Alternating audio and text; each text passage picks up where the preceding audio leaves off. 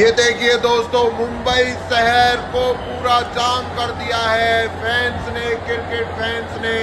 और जो लोग कहते हैं दिल्ली और मुंबई कभी किसी के लिए नहीं रुकते, 24 घंटे चलते हैं, आज हमने सुबह दिल्ली और शाम को मुंबई को रुकते देखा है।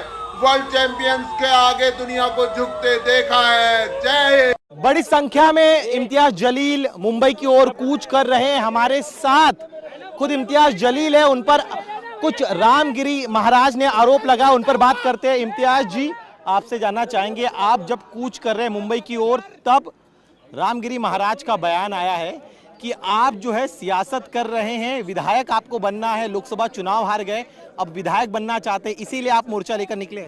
देखिए, ऐसी लोकसभा की और विधानसभा की कितनी भी सीटें कुर्बान है, ठोकर मारते हैं हम ऐसी सीटों के ऊपर। अगर हमारे नबी करीम सल्लल्लाहु अलैहि वसल्लम के ख़िलाफ़ अगर कोई गुस्ताखी करता है तो ऐसी इतनी हल्की राजनीति करने वाला शख्स इम्तियाज़ जलील नहीं है।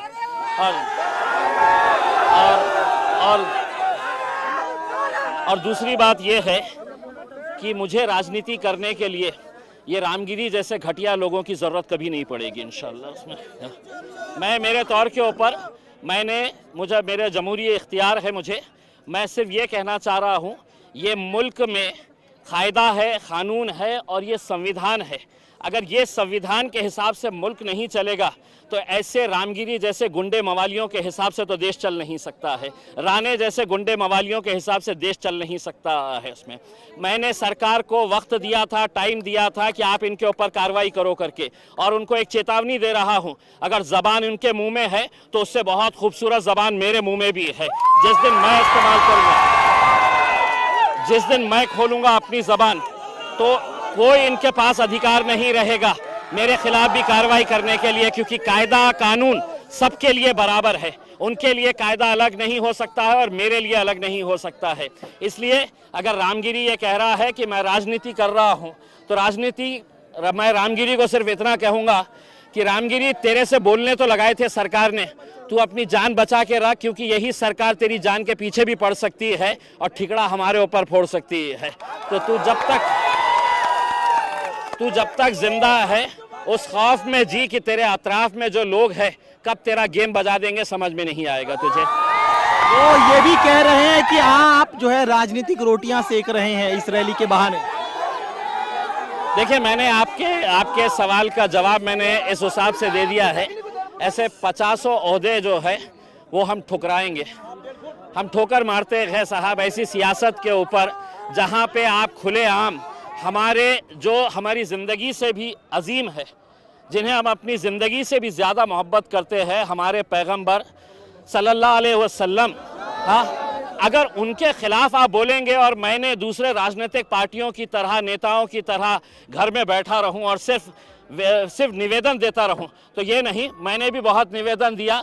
अब मैंने सरकार को कहा कि एक मर्तबा अगर तुम देखना चाहते हैं कि मेरी भी ताकत क्या है, तो अल्हम्दुलिल्लाह ये देख लीजिएगा कि क्या। महंत रामगिरी ने यह भी कहा कि विचारों का खंडन विचारों से होना चाहिए, ऐसी रैली नहीं निकालनी चाहिए थी आपको। मैं ये रामगिरी को ये कहना चाहता हूँ, जब तेरे प्रवचन के अंदर लोग सुनने के लिए आते हैं तो तेरे धर्म के बारे में अच्छा क्या है ये बता।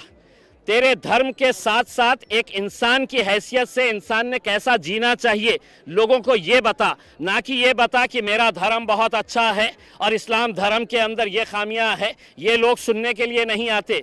तेरे जैसे किराए के टट्टू सरकार के इशारों के ऊपर नाचते हैं। भगवा चोला पहन के कोई भी अपने आप को संत और महंत कह नहीं सकता है। एक दौर था कि जब आसाराम बापू के कदमों के ऊपर ये सभी लोग पड़े रहते थे। आज आसाराम बापू जेल में पड़ा हुआ है। रामगिरी, तेरा भी वक्त आएगा। अभी आप कह रहे हैं रामगिरी महाराज का वक्त आएगा। उन्होंने एक और चीज कही है कि मैंने जो कहा था उसमें गलत कुछ भी नहीं है।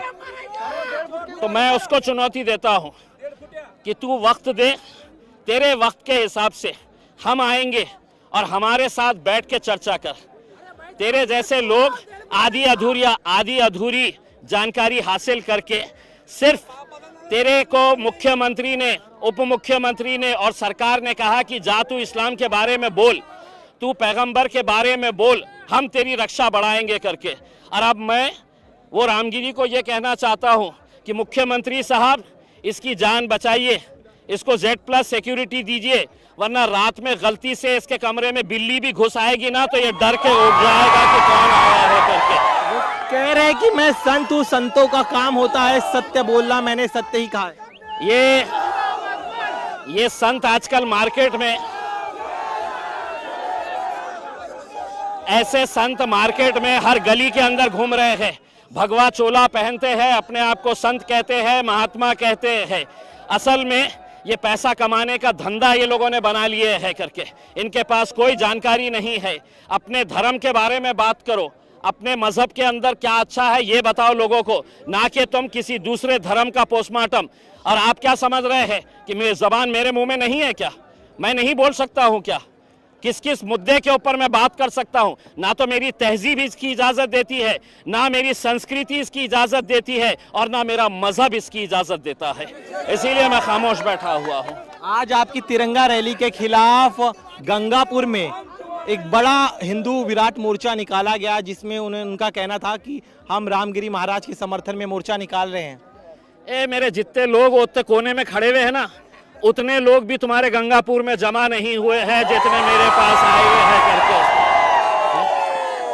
और ये क्या करे हैं, हिंदुस्तान के जितने भी सेमड़े सामड़े हैं,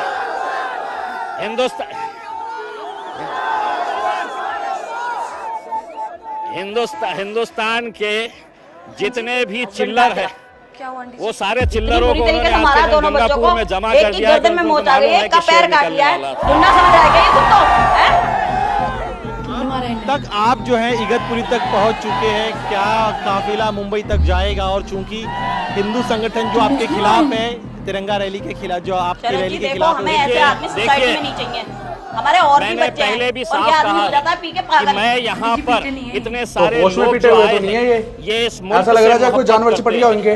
हमारा मजहब हमें ये सिखाता मैं एक बार है। इनके मैं लैंडलॉर्ड किसी को भी बुलाता धर्म के आज खिलाफ खत्म करो नहीं ये आया कलेश। हूँ, सोसाइटी का किसी माहौल खराब देवी है। देवताओं के खिलाफ नहीं बेवजह आया कोई भी हूँ। किसी को मारेगा क्या? मैं ये कहने के लिए आया सरकार को कि अगर ये रामगिरी के खिलाफ अगर 60 FIRs रजिस्टर हुए हैं तो किसने पुलिस वालों के हाथ बांध रखे हैं कि इसके ऊपर कार्रवाई करने के लिए?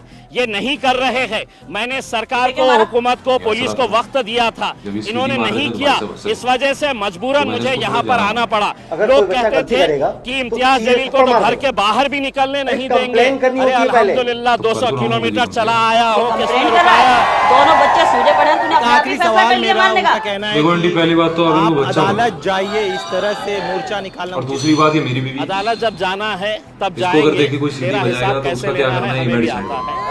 लोग हमसे बात करने के लिए। तो ये थे इम्तियाज जलील, इनका कहना है कि महंत रामगिरी चाहे आपको जो अपने भी ऑफिस को आरोप बुलाना लगाए, पड़ा, लेकिन क्या मेरे लैंडलॉर्ड वो को बुलाना अपने पड़ा? इस आंदोलन मेरे को को मुकाम तक पहुंचाएंगे। और देखो, रामगिरी महाराज को ये ये भी तो कह रहे हैं कि मुझे वो बड़ों से बात सियासत करने नहीं की। कर रहे हैं, जब पुलिस के दो उनके डंडे पड़ेंगे ना पैगंबर के अपने लिए, आप नबी सीधा हो के लिए जाएगा। वो तो मैंने तमाम नहीं कर कई रहा, आंटी। कुर्सियां, कई पद जो बुलाओ ना है पुलिस वो को। छोड़ने के लिए भी डंडे तैयार है। दिखा दो कैमरामैन अरुण के साथ दिनेश मौर्य।